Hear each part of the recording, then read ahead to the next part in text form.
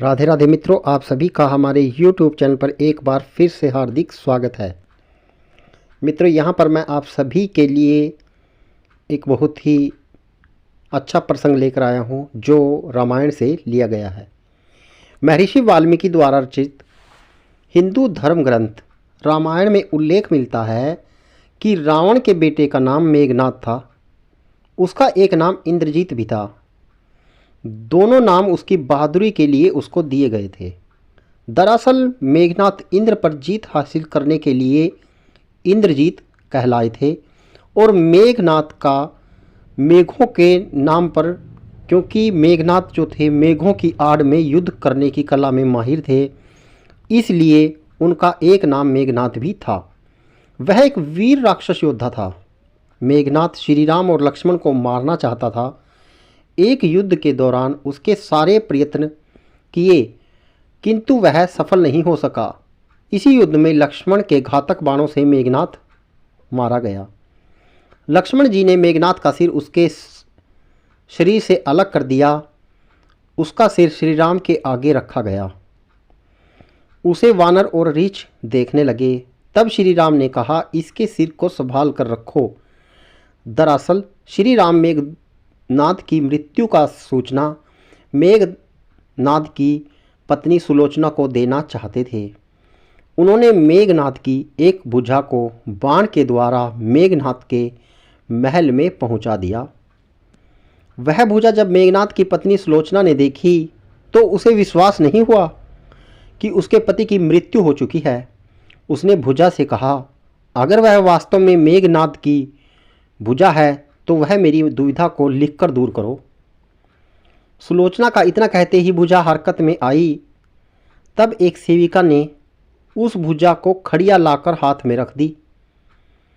उस कटे हुए हाथ ने आंगन में लक्ष्मण जी की प्रशंसा के शब्द लिख दिए। अब सुलोचना को विश्वास हो गया कि युद्ध में उसका पति मारा गया है। सुलोचना इस समाचार को सुनकर रोने लगी। फिर वह रथ में बैठकर रावण से मिलने चल पड़ी। रावण को सुलोचना ने कहा, मेघनाद का कटा हुआ हाथ दिखाया और अपने पति का सिर मांगा। सुलोचना रावण से बोली कि अब वे एक पल भी जीवित नहीं रहना चाहती हैं और अपने पति के साथ ही सती होना चाहती हैं। तब रावण ने कहा, पुत्री 4 घड़ी प्रतीक्षा करो, मैं मेघनाद का सिर शत्रु के सिर के साथ लेकर आता हूँ। लेकिन सुलोचना को रावण की बात पर विश्वास नहीं हुआ। तब सुलोचना मंदोदरी के पास गई। तब मंदोदरी ने कहा, तुम राम के पास जाओ, वह बहुत दयालु हैं।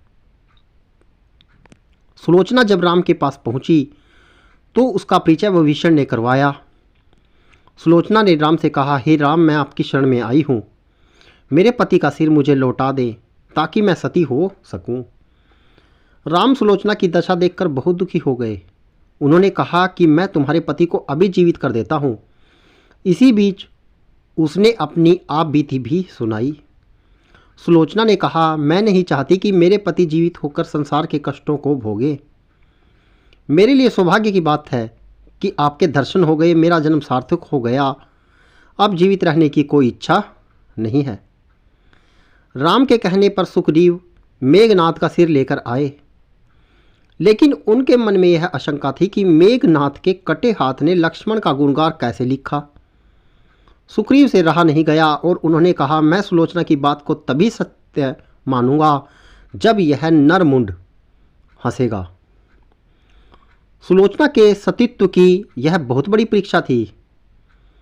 उसने कटे हुए सिर से कहा, हे स्वामी, जल्दी हंसिए, वरना आपके हाथ ने जो लिखा था उसे ये सब सत्य नहीं मानेंगे। इतना कहते ही मेघनाद का कटा सिर जोर जोर से हंसने लगा।